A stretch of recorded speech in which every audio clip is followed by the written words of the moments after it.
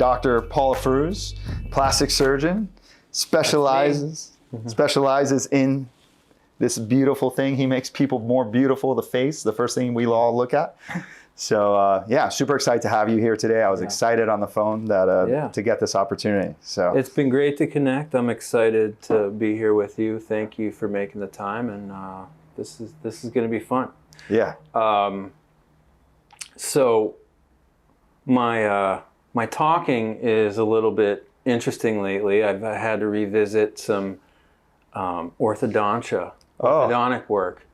And I currently am revisiting my 13-year-old self with braces now. So I'm it's going to be a short thing, but I kind of had to bite the bullet and do it. But I'm just getting used to. Did you have braces? I did.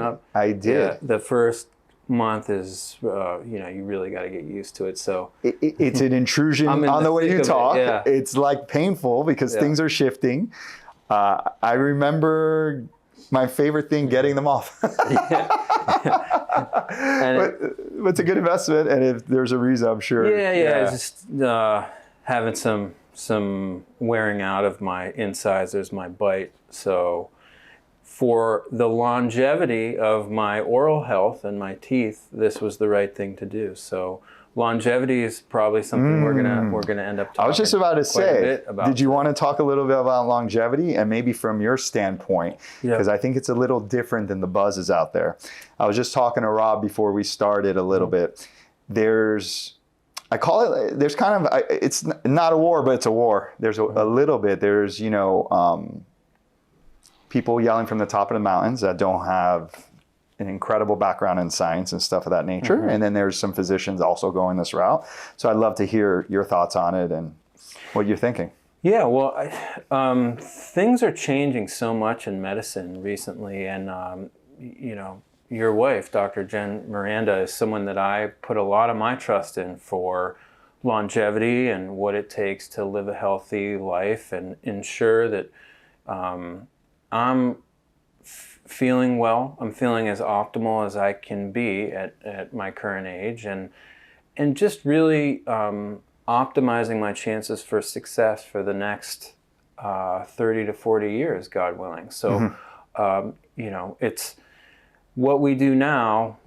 Hopefully I will reap the dividends and the benefits of 10, 20, 30 years from now. So it kind of, in my opinion, it really starts in your 30s and 40s, and even sooner than that. If you can just really adopt a healthy lifestyle and do the things that people like Dr. Miranda encourage us to do, I think that's really our best. I mean, we're not going to live forever. We know that, but the goal is to really optimize the quality and quantity of life that we have. So that's very much where my goals are, and interestingly, your wife is kind of like my doula on this pathway. Yeah. So, funny side story, we were just talking. The whole caffeine thing has been a topic of hers for a long time. You gotta back off. I was like, no. And of course, I decided to back off, whatever I said, like a week and a half ago.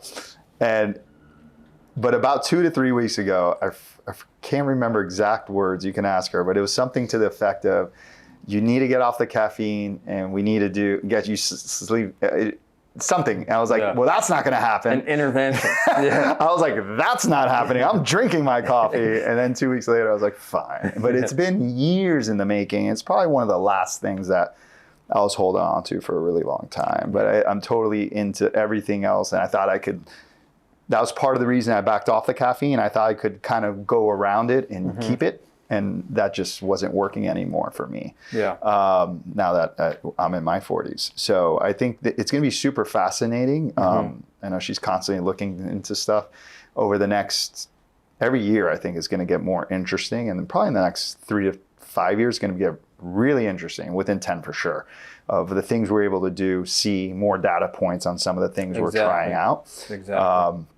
Right now it's like a puzzle and it's kind of fun, I think, and every one of us is different. So just like you said, it's those data points that, when you start looking at them, you start accumulating data over years, that puzzle starts to make a little bit of sense. So hopefully, we'll have more answers. And that was one of the reasons I didn't drop the caffeine, because some of my numerical values were fantastic, even though I would have 7-8 coffees a day. Yeah. I was like, well, and then the next day I would have 3 and it would be bad. I'm like, this doesn't make sense. Yeah. And, but I always felt tired. So now that's the reason I kind of backed off of that one. And so, but it's fine. We'll see how that goes and I'll trace the data, right? Yeah, That's the thing, right? So I'll be yeah. collecting the data and seeing how that goes. So do you utilize longevity in your practice? Is that something you... Yeah, so it's obviously a very important thing. This is elective surgery, and I am very much focused on quality of life for my patients. And that quality really comes from self-fulfillment and looking good on the outside and having that reflect their energy on the inside. That's really where I come into the picture. A lot of my patients, my practice is exclusively facial rejuvenation surgery, rhinoplasty, and revision rhinoplasty. That's pretty much my exclusively what I do. Not pretty much, it is exclusively what I do. And my philosophy in my niche within plastic surgery is I really want to do everything I can to be doing what I do in my profession at the most elite level that it can be done. And I think that as a general plastic surgeon, I have many plastic surgery colleagues who are phenomenal surgeons, phenomenal. And they operate from head to toe. But when you're really trying to hone in on something and at the granular level, you got to have the reps. And you got to be laser beam focused. And that is where my passion lies. It's the face, combating facial aging, and in a natural way. And having patients, my greatest reward is when a patient just has that renewed confidence and that restored sense of self. And seeing that, you see it in the way they walk, the way they talk. It's not something that of course they verbally express it, but it's something that the energy we just feel. There's no greater reward than seeing my patients with that renewed sense of self, that renewed sense of confidence when it comes to facial aging. And with regard to rhinoplasty, the nose is really the centerpiece of the face. And in young patients, we all go through that time where we're self-critical to an extreme. It can potentially affect confidence and psychosocial development at a young age. So when I'm able to intervene at a young age and take something that someone's been very self-conscious about, remove that, it's amazing the way someone grows psychosocially and their confidence really just boosts through the roof, and they're able to just feel very comfortable in their own skin. And yes, plastic surgeons make a great living, but ultimately we all got into this field of medicine to help people. And how we do that is different amongst each specialty. And to me, that greatest reward is that sense of self and self-confidence and, being comfortable in your own skin. That's what keeps me going and keeps me striving to do the best that I can do as a plastic surgeon. So that's a very long-winded answer to your question. But No, that was great. I think that hits an interesting point, is you feel good. You don't have all this negative energy. Mm-hmm. And negative energy can cascade across your health, period. Absolutely. It creates stress hormones, cortisol, things that will speed up your aging, speed up disease states and all these things. So if you feel good, because you gain that confidence, you look better and you feel better about yourself, that helps tremendously. Oh, they're so intertwined. Yeah. They're so intertwined. You're absolutely right. And I think even further is very fortunate not to grow up in a stage that everything you do is on camera. You're texting with your friends through apps that show faces, and 24/7 could be 24/7 negativity if there's if you have something that people want to mess around with. Whereas, growing up, if you want to pick on someone, it was in person, so the times much harder to do. Harder to do. And so, I think that we're so used to seeing all these people online and social media that look so nice and stuff. There's this added pressure. So all that makes an absolute ton of sense. But the health side could be really positive effects on people and their lives and for decades and beyond, especially if you catch something early, or someone's aging, wants to keep the youngness, that young look in their face, which we did talk about on the phone recently. I was saying that someone close to me basically, booked, like you said, a head to toe plastic surgeon. And I was like, look, like, this is something you should really think about. Very close to me, so I'm going to see them often. And I was like, if it doesn't come out right, this is bad. This is your face. This is something you need to pay a lot of attention to. It's what people look at when they see you, right? And they just did what was more convenient. So I wanted to bring that up because I think you bring people from not just Miami, but from all over, and maybe the importance of thinking about this when you're dialing in. Everything else in life is compounding. That's the last thing I want to say. I'm going on a long-winded answer, but that's fine. Please go on another one. Everything's compounding, whether it's health, the way you feel, things of that nature. And I'll go a little bit more into that, but I think that's important to talk about. Like, when you pick someone, especially for your specialty, why it's so important to make sure you choose correctly for you, take your time, and think about the outcome you want to have. Absolutely. Yeah, absolutely. It's so funny how there's this cascading decision-making process. I just want to touch on something you mentioned briefly there. How our decision-making in one thing can have a positive effect on so many things that we do. So, for example, I have to go to the gym after work today. That's my plan. And I'm going to tough it out and do it, like I force myself to do pretty frequently. But the chain of events after that, if I go and work out, the chances are I'm going to think a little more level-headed and clearly about what I'm going to eat for dinner and so on and so forth. I'm probably going to try to get to bed at a decent hour. So all these small decisions just have this cascade effect. And the same thing with plastic surgery. So, if you invest your time, the financial aspect of plastic surgery, and you're able to achieve the goals that you want with that surgery,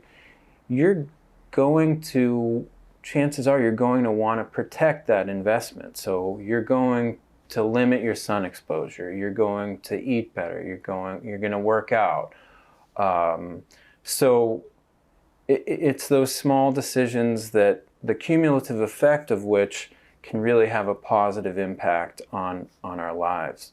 To answer your question about the world has become, when would you say the world has just gotten so globally connected? I mean, a lot of people, COVID, people like to talk about COVID and how the world just became a much smaller place, and I don't know whether we can attribute it to that, but social media has certainly educated and informed patients, mostly for the good, I think. There's definitely some false, ridiculous things out there that unfortunately marketing can steer people the wrong way. But patients are very educated, and they can, with a little bit of due diligence and homework, patients can really see who's doing things at the highest levels that they can be done.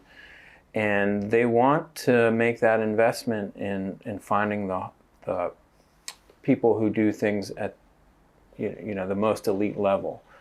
And I think for that reason, whether it's social media or other resources, patients are willing to travel, particularly when it comes to facial plastic surgery.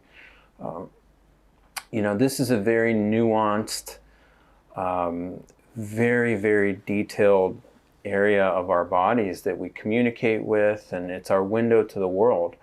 And so most of the time, patients are not willing to compromise with the quality when it comes to facial plastic surgery. So for that reason, we've been very fortunate to have patients from all over the world.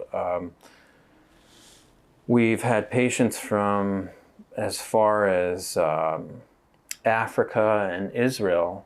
And then being in Miami, we have a lot of patients from Central and South America.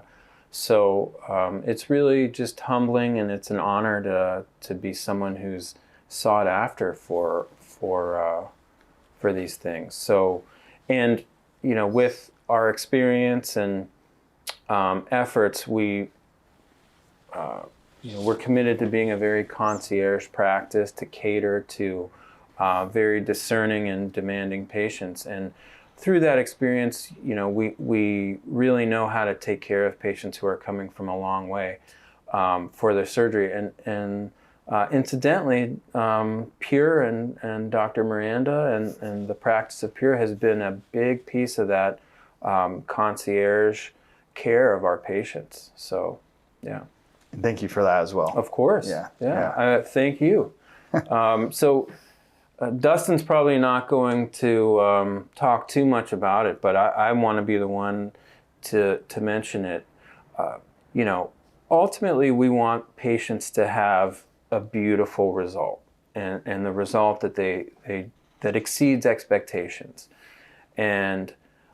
But the journey of achieving that needs to be one that's seamless, met with great care, and very caring surroundings and a comfortable environment. And Pure Health has been a huge part of that. So our patients, all of my patients, I require a preoperative clearance in, because yes, in the 16-year-old who's perfectly healthy and wants a rhinoplasty, could you just take your chances and assume that patient is in great health? But sure, statistically that patient's going to be in great health, but we're not. Our safety is our patient safety goals are as much of a priority as the patient result, and so you guys have helped ensure that. And we send all of our patients to Pure for their medical clearance, their preoperative workup, soup to nuts, from start to finish. And that's just been such a wonderful thing and a convenient thing for our patients. Your office is just a stone throw away, so they come in for their pre-op appointment. Afterwards, they get their medical clearance at your lovely office, and it's just been such a synergistic, wonderful thing for our practice, and hopefully it's something that that you all enjoy as well. Yeah, we definitely enjoy taking care of your patients. In fact, and this will lead into the same question to you. When Pure was thought of and when it got started, I had some experience in growing some other practices, more in interventional pain, stuff like that. I used to connect them with primary care physicians. So that was something I did in corporate America as a device rep. And so when Dr. Miranda decided to go off on her own and not take another chance and want to build what she wanted to build, that was one of the first things I did, is I started going to plastic surgeons. I was like, hey, we're going to continue. I was looking and peeking in his office. It's beautiful, right? So you guys have it down. Most of you have it down really nice. Beautiful office, great experience. I've been here as a patient too. I'll break the HIPAA. I had a thing on my face. I went to you. I was not messing around. I usually don't care, but that one was, it's like, man, tell me it's not going to stay. And then, Dr. Afrooz took care of me, which was wonderful. Thank you for that as well. Oh, it's my pleasure. And that's how it started, to give Dr. Miranda time to build her name, time to get that out there, and time to start becoming a leader in the community as far as medicine's concerned. And so we had a couple of those relationships, and have one with you, and we have few of them, but it's been wonderful, and it is so close as well. So so that comes around, and so over time she was able to build, pay the overhead for a little while, and then she's become busy, very busy, which is wonderful. That's great. So I appreciate all that, and because of the type of clientele you have, it works seamlessly with us, and we do our best to continue the experience, like you said, to make it seamless for you, make it simple, make you feel good when you bring them onto the operating table that it's been cleared, by us, and you can do your job, which is take the safety, move forward with it, and take care of the patient and do your art. Absolutely. So, how did you? Let's go a little bit. How did you end up? I mean, we were talking a little bit earlier about you being an Ohio Buckeye fan. I heard a little bit, but that's okay. I've finally gotten over it. It took a long time, 20 years. Yeah. I still have a hard time with you guys, but you guys always put a great football team up. I have to respect that. I can't complain anymore. It's been 20 years since we've been good. I'm excited to be good again, but of course we had a little mishap. How did you get to where you are? Because it's so interesting. I think part of the reason some of your colleagues do the head to toe is because they want to do surgery, right? You decided to stay hyper focused and on what I do. This is very important, but also there's some art to it. I've looked at different facial, or people that do not necessarily focus on facial plastics, but do facial plastics. Maybe a head to toe guy. There's a couple guys that I know of as well that mainly do, I think, face only, and they do some nice work too.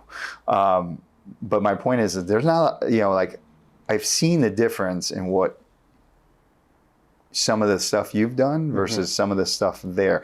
How did you go so hyper-focused, build people coming to see you from all around the world? I know they do their research, but how did you get to where you are from where you started after you finished your residency and all your special education? Thank you, Dustin.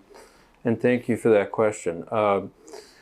So my dad was a doctor, and I had early exposure to medicine and just taking care of people. And, from an early age, I could see that what an important thing that was, and how much joy it brought my dad just to be able to take care of others and have really people rely on him for critical health needs. So I had that early exposure, and always had an interest in medicine. I've always been a math science kind of nerd. I like to read, but my wife is very much the opposite. She loves reading and poetry and the arts, and I do too, but I don't have that passion for it that she does. And so, I just decided one day that this, becoming a doctor was for me. And just once you make that decision, you just got to go full throttle. Really making that honest decision and coming to that decision with your heart and your mind is what's the most critical thing. Yes, there's a lot of grunt work involved, but if you know it's what you want, the journey's fun. So in medical school, I was open to all types of specialties, but the moment I set foot in the operating room, I just knew I liked surgery. There's an added layer of dexterity and skill, and there's a skill set that you just have to master in addition to the knowledge base. And so that was very intriguing to me, working with instruments, working with my hands. But interestingly, in medical school, our core rotations, our core learning is really the fundamental things within the human body. So the GI tract, trauma surgery. So I knew I loved the operating room, but, you know, a lot of my early exposure was, you know, blood and guts in the inside and, you know, all the GI related stuff that I just couldn't really get on board with that. So I knew I was looking for my, you know, foot in the door, like what's it going to be? So I happened to have one afternoon that was, we were done with our cases for the day, and for once in med school I had a little bit of free time, and I kind of was poking around into different operating rooms, and one of the surgeons was doing a facial trauma case, facial fractures, and I asked if I could scrub in, and they're always happy to have a helping hand or retract. And, you know, the surgery was just confined. It was, even though it was a trauma case, it was, you know, it was clean. And I just knew right away that and he was a plastic surgeon. And I knew right away that was it. And all my effort since then has gone into... So my early exposure to plastic surgery was the face and facial trauma. And I think that's really where it all started. I remember walking into a aesthetic plastic surgery conference and walking into a facelift panel and just being so wowed by what could be achieved surgically in a natural way. And that person that I saw lecturing at that time happens to be one of my greatest mentors ever. And it just, you know, it continued to build upon itself, and the nose, the same thing. It's just such a centerpiece of the face where every millimeter matters, every millimeter counts, and there's just so much attention to small details. It just seems like in life, those are the things that I like, that really detailed, skilled, you know, work that really boils down to the millimeter. I don't know why. It just happens to be the type of thing that I'm drawn to. I don't know your beliefs in all this stuff, but the fact that you went into that OR is a little fascinating to me. Like, you went out of above your... I think most people, even medical students, probably would have been like, oh my God, I have 4 hours. I'm gonna go home and take a nap. Let me go into face trauma room. No, I mean, to be fair, there were definitely times where I did that. Of course. But that one moment, like, found you exactly what you want to hone in on and specialize. I think a lot of people chase that. I think a lot of people are not happy because they went into something they don't like. Even doctors, even you name it, lawyers. But that's so cool that little moment and you clicked in on it, and it was like just on your free time, because you are forced to do so much and learn so much in medical school. So that's pretty interesting that opportunity presented itself and you found, and then you like the minutia, which I think is exactly. I don't know everything about everything, especially what you guys do, but I think in probably the face, there's, with that attention to detail, you're going to get the right look, the right moves. Yeah. I don't even want to be in here anymore. He's looking at my face. No, I'm just messing around. But I think the outcome of that attention to detail and making that person and giving them what they want and having that ability to see it, understand it, look at them and help them along that journey to where they want to be. Like we talked about earlier, and it has such a robust effect.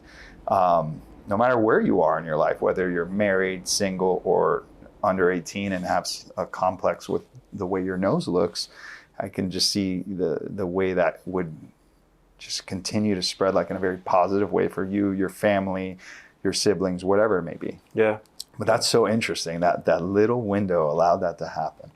So you went into that, and then like you come out of did you start off working on your own, or did you come out and after you?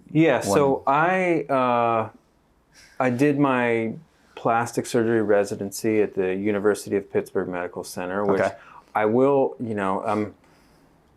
there are very few things that I will brag about, but my core residency at the University of Pittsburgh is something that I'm so proud of. It is one of the oldest, most historic plastic surgery training programs in the world, and such a rich history of research and a commitment to education and a commitment to excellence. And it's one of those things that I've been so fortunate to be a part of, and it's really one of my proudest achievements, and is being part of the Pitt family. So my residency was very hard, a lot of hours, a lot of lack of sleep. I'm sure Dr. Miranda experienced that in her training. Yeah, it's changed a little bit, but yeah, no, back then it was a little bit. Mm-hmm. It's not. I see a lot of people online complaining. I'm like, guys, you have it pretty good. Yeah, 30-hour shifts. 10 hours is not that bad. Yeah.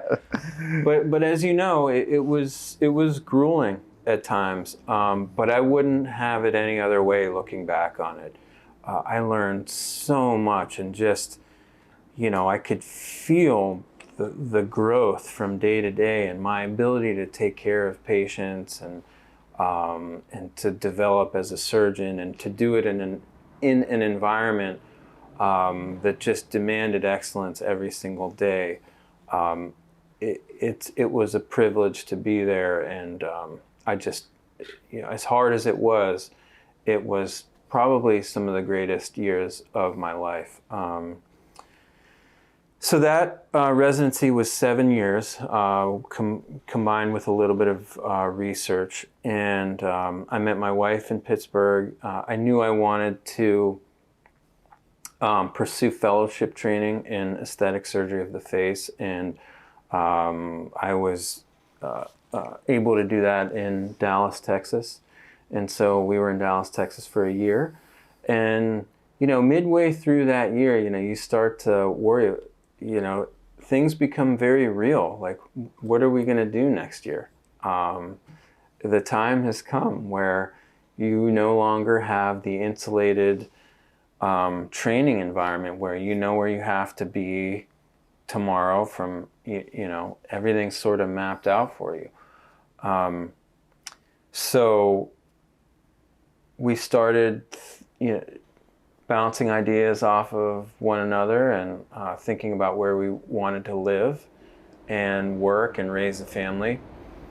Miami was not top of list, to be perfectly honest, but we had our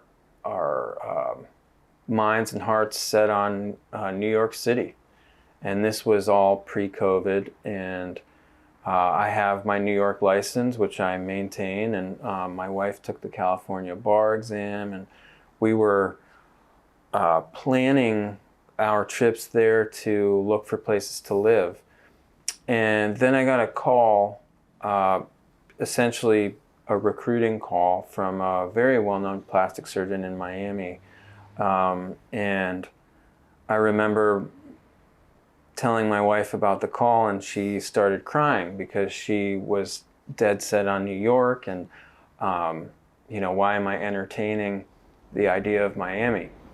And so I managed to calm her down and say, look, no one's making any decisions right now, but if an opportunity shows itself, why would I not give it a fair shake? And so we came down, we liked the opportunity, and we liked Miami, and made the decision to change course and come to Miami. A few years later, COVID happened, and long story short, we absolutely love it here. And the world works in mysterious ways, and we really couldn't see ourselves living anywhere else at this point. We absolutely love it here. I since left that first job to pursue my own practice, and it's just been one day at a time, and putting your best foot forward every day, and it's just been slow, honest, organic growth. There's no smoke and mirrors. I get calls from graduating residents a lot who, very frequently the question is, we hear that things are going well for you. Can you tell me what you did? What was your marketing strategy? What was this and what was that? And the questions sort of insinuate that somehow there was a strategy that led to overnight success, where the only real strategy was, I'm going to come in here every day, I'm going to treat people well, I'm going to do the best that I can for them, and they're going to sense that because I'm present, and I'm, you can't hide if you genuinely care and want to do well for people. It shows, for the most part. I mean, no one's 100% perfect every single day, but we certainly try. And that's what I tell graduating residents is that, if you have someone who calls your office and walks through that door, consider yourself lucky, because no one knows you from Adam. Mm-hmm. And you better treat patients well, and you better give it your all, and do good work. I mean, complications are going to happen, mistakes are going to happen. That's medicine. But one of my greatest mentors told me that if you have a complication, don't run away from it, run towards it. And when you're in the thick of that, it is a difficult thing to do. But fortunately, complications are, something that are not very frequent occurrences. But I would say that my best relationships with patients are with those who've had unforeseen complications. And it's through those complications that we really, really get to know each other, because, I'm constantly there trying to do everything we can to get past it. So, yeah. See, there's I very similar story with, Dr. Miranda. It's you're one face at a time, but one person at a time, one patient at a time, making impact on them. They go back, they look good. All their friends want to know why. That's good. That's your marketing. Yeah. I always find that so awesome about, if you have someone, what you do, or, if you do something really well in general. But the good thing about what you do is it's like, it's there. And people are like, what did you do?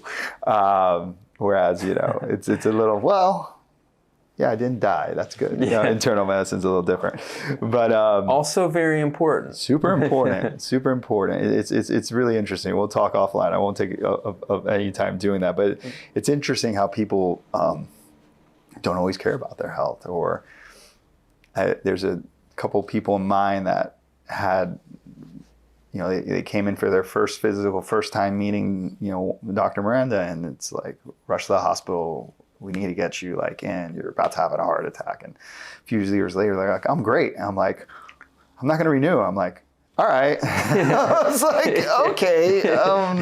I really hope you're healthy forever, but okay. Yeah. But it's interesting. So I think you have to have that kind of mindset. And the good thing is for us is that the longevity thing is coming so big. And the idea behind preventive medicine and getting ahead, that's helped the wave. And then also the big wave post-COVID of everybody moving to Miami has increased the rate of growth. Yeah. That was just something else, which I want to come back around to, because you asked me a question. I don't have a great answer for you, so I'm going to be. He probably has a better answer. When did the world become so interconnected? Yeah, I did talk. I know I did hear. And I was thinking about you right now when you said that. Everybody was on Zoom calls for a year or two. Yeah. And so you're seeing your face all the time. Yeah. And so I think afterwards, there was a spike, I believe, right, in plastics, right? People were I mean, you see yourself on that Zoom. It's not like right now, I don't see myself. I see you. Right? Like, like you're on the Zoom all day, which I did have a job for a little bit. Thank God that didn't work long term. I was like, I can't do another Zoom. I'm like, but, you know, I think that people saw themselves so often. They're like, and for a little while, I think people were like pretty chill in their PJs. But people started putting makeup on and looking good, at least from here up, you know? And I think that changed a lot of once people were able to go and do elective surgeries. I'm not sure if you were doing them at the time, but some other states were not allowed to. And wherever, I think that was probably a great shift. And I want to look different on these Zoom calls. And a lot of companies still do it. Yeah, it was a momentous time. You know, yes, the convenience of the Zoom call has been wonderful, and it's changed the landscape of how we interact and do business and meet with others. So the convenience aspect is huge, huge, huge. But, you know, I really miss that human-to-human interaction sometimes. But it's not lost on me how important the convenience of the Zoom call is. And, you know, we're all so critical of ourselves to begin with in general, most of us. You know, we are all our own biggest critics for the most part. And, you know, seeing yourself on camera all the time certainly feeds into that. And, you know, even with me from a personal standpoint, like, social media is not really something that came natural to me. I know it's something that we all have to do now because we have to educate people and we have to get the word out. But I'm generally a little bit more of a reserved person, and so being on camera, educating and being outgoing in that setting is not really something that comes natural to me. But you've got to be malleable in medicine and in our culture, because if you're not, you're just going to get left behind in the dust, and you're not going to be able to do the things that you love to do, which is help patients. So, you know, we got to take the good with the bad, whether it's Zoom or social media or, you know, living in Miami is just a wonderful thing. But, you know, we've got hot, humid summers.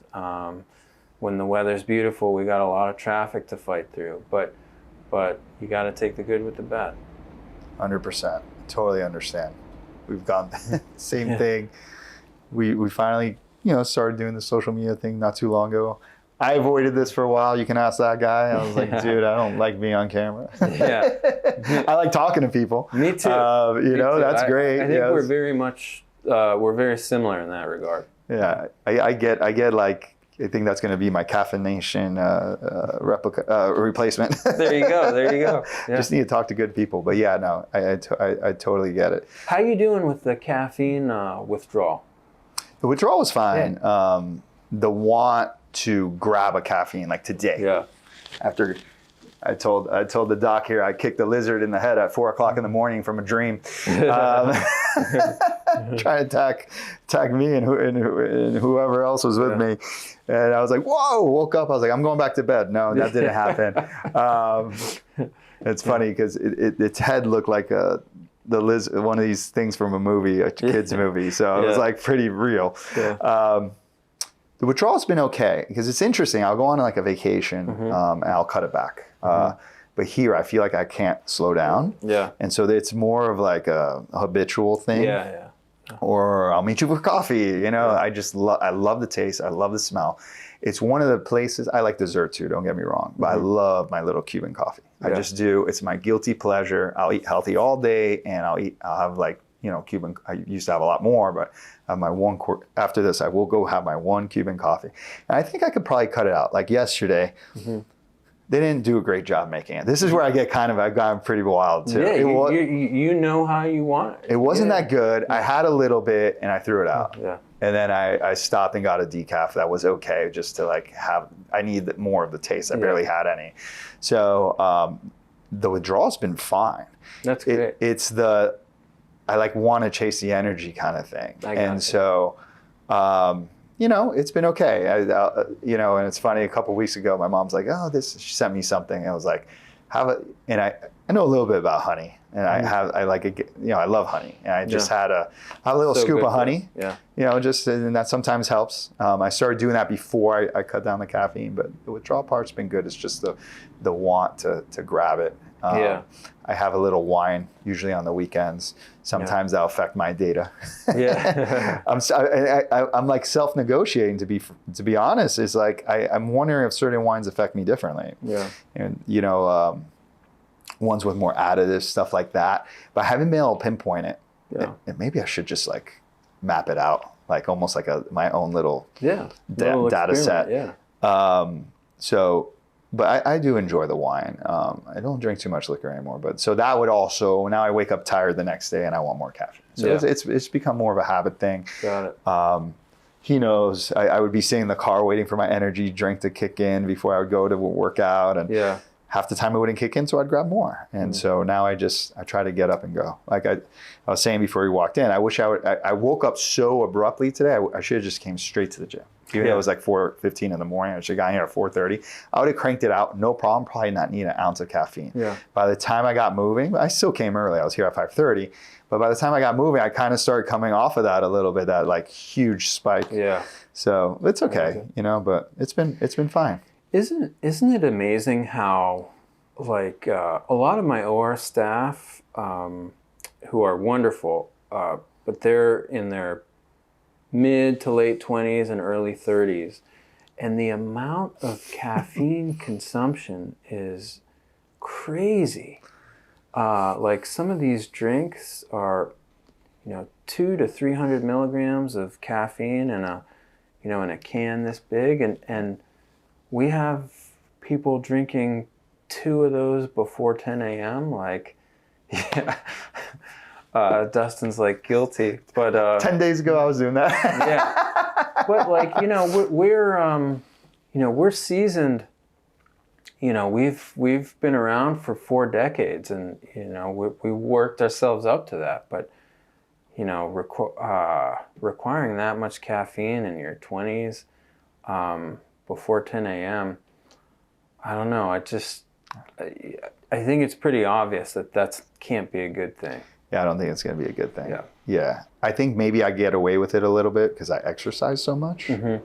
But I think over time, I mean, you're getting your heart rate up. There's probably going to be something bad. But I think those energy drinks really started in our early 20s, probably. Yeah, I mean, you know? I remember in residency studying for our annual in-service exam. That's kind of when I was introduced to, gosh, what are they called? Monsters or? Okay, yeah, Monsters. Yeah, Monsters. There was another one that I used to. I had Monsters in the summer because that's all they had in Spain. So I would have one in the morning, go work out. Yeah. But I didn't have another coffee until later. See, again, like, but some mornings were worse than others because, you know, you're up to 1 o'clock in the morning because dinner starts at 10 having wine. Yeah. But yeah, Monster. Yeah. And Red Bull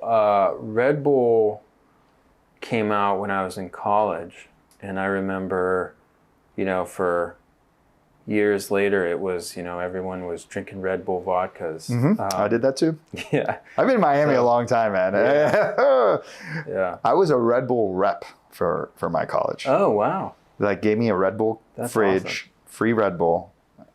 And everybody wanted it, so it was easy. Like, I gave it away. Like, that's great. So easy. Yeah. It's kind of a good gig, actually. But yeah, no. And then they had Redline. That's where things got really wild, though. I don't know if you jumped into that. And then they had like something else, or like ephedrine pills. It was a wild time. And then that's no longer allowed. There's but nothing had 300 plus milligrams. Like Yeah. that's like common now. Like, I mean, I think everything was like 1 to 200 with like it was maybe like, some things that are no longer legal, like ephedrine, but like it wasn't like 300 unless you took two No, of it them. And was you like- took two of them, you felt crazy. Like I remember that. Like Yeah. I remember doing more than one, or like there was Red Line Extreme. I was like, drink half. I would drink the whole thing. I was good no matter what I did the night before, no matter what. yeah. Now it's like, I'm telling you, I built up to it, but it's still pretty wild. I don't know how I did that. No. And nothing, and like I said, nothing was working. So I had to like get rid of something that was habitual for me. That was like, no, this is fine. I'm fine. It's been fine for the last several years. No, it's not fine. Yeah. It's not fine. So You know, it's probably good to shake things up every once in a while anyway. You know, give your body a rest. So yeah. I mean, I'm not 20 something anymore, but I remember when I was eating super clean in my mid to late 20s, ultra clean. I would just have one meal that was terrible. I thought I think it was good for me actually, because I was too clean. Like, you know, like don't do that. But yeah, I think some change, and it really is kind of what we kind of started off with, right? Like where we're at with longevity medicine, there's some things that we feel comfortable about and good about, like, and you're very attuned to all that. But a lot of it is trial and error and seeing, okay, right? Like, how is this going to work? This is kind of another reason I went in, I started cutting back on caffeine. I'm like, well, how are these vitamins going to work for me if like all I do is like overload myself with caffeine? How do I know, right? Like, how do I know if this is going to work for me if all I do is, you know, I'm not sure what I feel like normally. What's my normal baseline? I don't even know anymore, right? So, you know, and then skiing I have a little bit more than I have now, but it's so I can ski the whole day. But if I'm not skiing the whole day, I only have one big one in the morning, and I'm good. But yeah, cool. So it's been interesting, and now it's going to open up some gateways as I get a few weeks out and see how I feel and see how I can patch those little holes and feel good enough to go through the day and go through it. Yeah. And maybe just, you know, I've always been like, let's go, but it's been like, let's go with cafecito. But yeah, I still love them, you know, and I have a Tuesday sitting lunch, and I would sometimes walk in there for some reason. Monday nights were never fun for me. I don't know why. I would start the lunch with a cafecito, and then I would end the lunch with a cafecito. And that's after having caffeine in the morning. I was like, dude, they're like, no, he's the guy. He drinks so much. And now they're like, oh, you don't want one? I'm like, I'm good. It's been like, you know, this will be the third week in a row now that I don't only have the one at the end. But yeah, it's been interesting, man. Good. One step at a time. Well, I'm eager to hear how what sorts of things you notice in the coming weeks. Yeah. I love my coffee in the morning. It's not really something I'm willing to part with, but I'm kind of like a 1 to 2 cup of coffee kind of guy. Yeah, I was way out of control, like I was telling you earlier. So yeah, I totally get it. I love the taste. A good coffee is fantastic. Just like a good piece of chocolate, you know, just like good water. I don't know. It's just nice. Man. It's good stuff. You know, it's the simple pleasures in life that are the most wonderful. Yeah, it really is. It really is. I just silly little things. I'm like, I cut corners on buying this thing, and now I bought the nice one. This is so much better. Why did I do this to myself? Yeah. But yeah, no, it's the simple things for sure. Anyways, been a pleasure today. That was a lot of fun.